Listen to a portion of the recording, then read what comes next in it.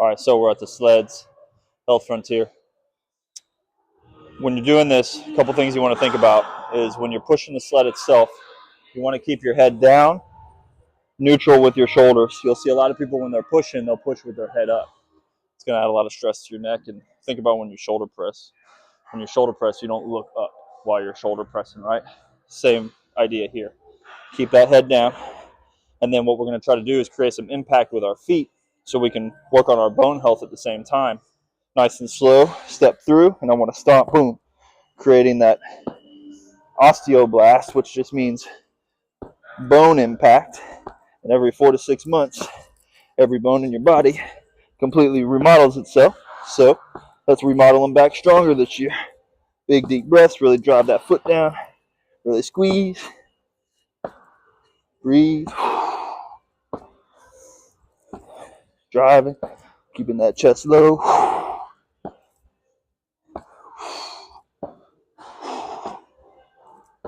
Through the finish line, good to go. Boom. So we're going reverse sleds. So we went forward, let's go backwards. Really good for runners, anybody with knee issues. I like to use the TRX. You can get a belt for this that chains up, but most people have access to a TRX. Most of your gyms will have one. So the idea is that I want to wrap it around my waist, stabilize it with my hands, but I'm really trying to use my waist to move it back. I'll start to lean back. I want to push my big toe down and really press through using my foot, keeping a good posture, sit up nice and straight. Really lean your body into it. Try not to pull it with your arms. Really drive back, push that big toe in, internally rotating that toe. Really drive, push through those feet. Breathe, keeping a good posture. Stepping back, pressing through.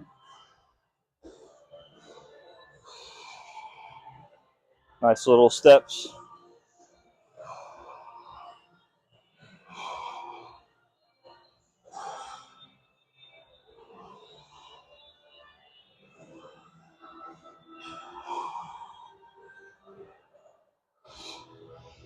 Now, one last thing. You'll see a lot of people try to pull this way and pull and do the same thing. I would not recommend that. You're trying to really just focus on your legs, not your upper body. All right, so a good exercise you can do, involuntary work for your core. So voluntary would be crunches, leg raises, abs specifically being worked. Involuntary is doing something where I have to engage my abs, even though it's not a direct ab movement.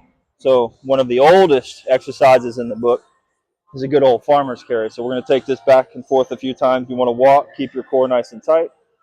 Just brace and breathe. Keep the abs nice and tight. Good posture. Chest up. And just remember to breathe. Big, deep breaths.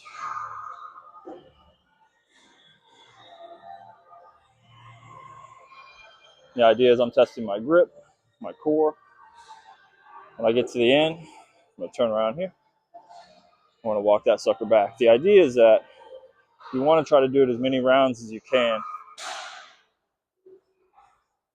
until you feel like your arms are going to fall off.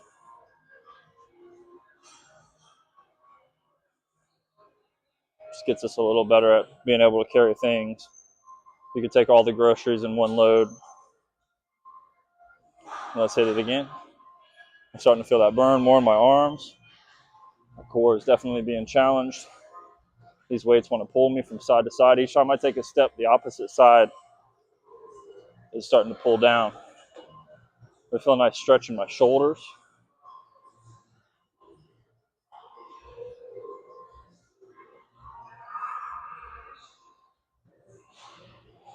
Really starting to burn now. Let's go back.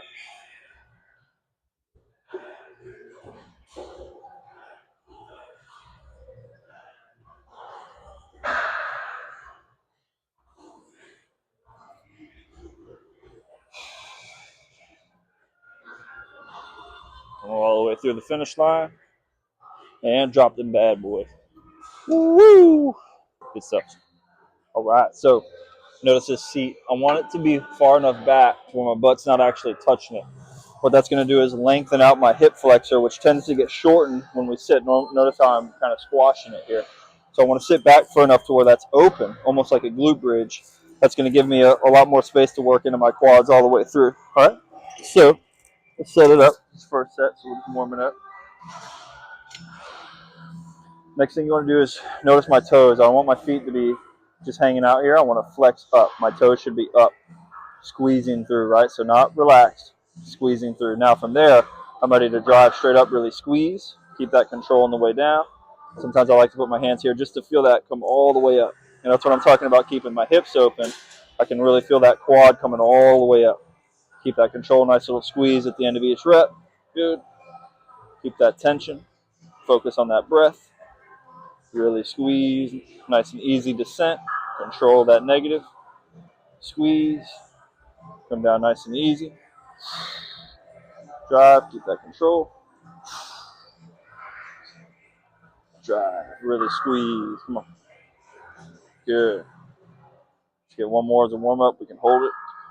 2, 1. And then control it. And 2. All right. Set 3. Woo-hoo-hoo.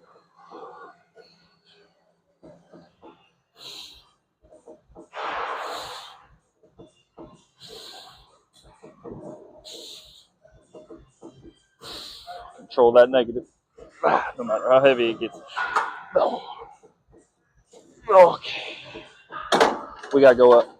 Gotta stop playing with it. Good. All right. So whole stack, little extra 5. Let's have some fun with it. Oh yeah. Oh. Oh yeah. Oh. Oh.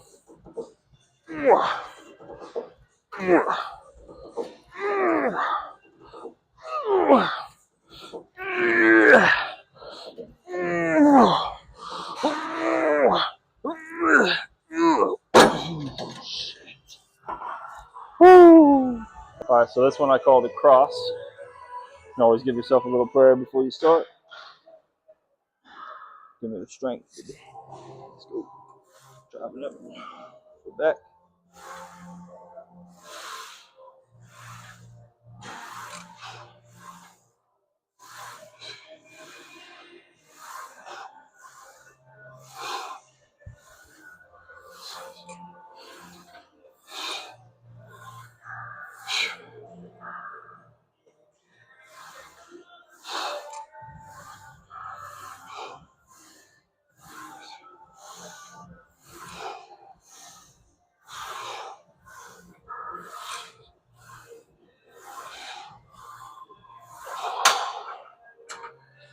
Oh yeah. All right, so the cross, we're back at it. Set 2. Feel really warm, so let's not waste any energy.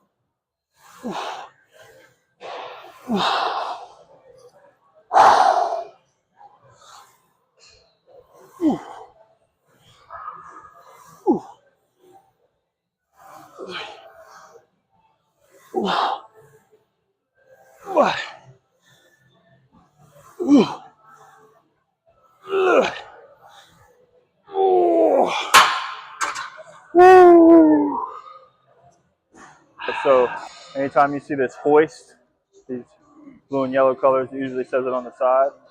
This is more of a plyometric, or that's a fancy exercise science word for athletic.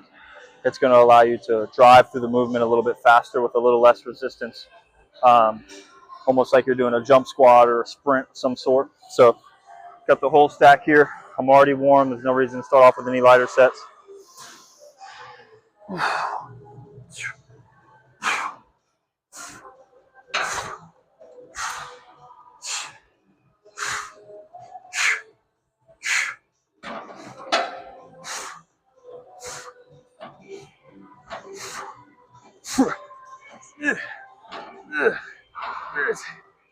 Okay.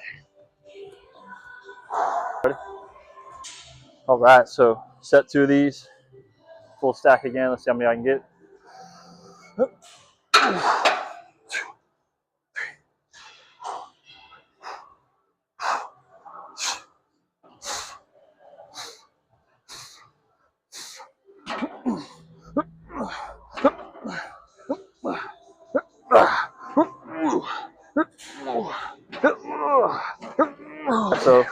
Jump squats, Health Frontier.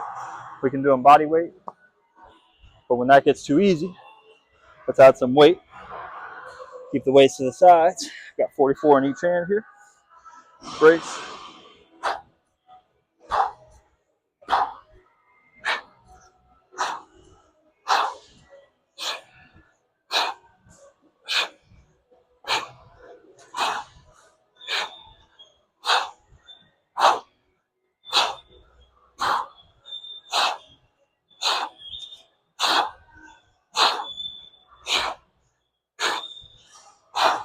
Woo!